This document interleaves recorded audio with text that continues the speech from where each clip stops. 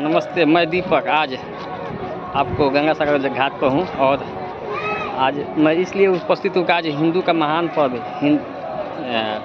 तीज और चौथ हो रहा है। यहाँ पर हम आए हैं तो आप यहाँ पर गंगा सागर देख रहे हैं और अभी मेरी पत्नी है जो ये सविता है और मेरा साली, ये सभी आदमी यदि की हुई है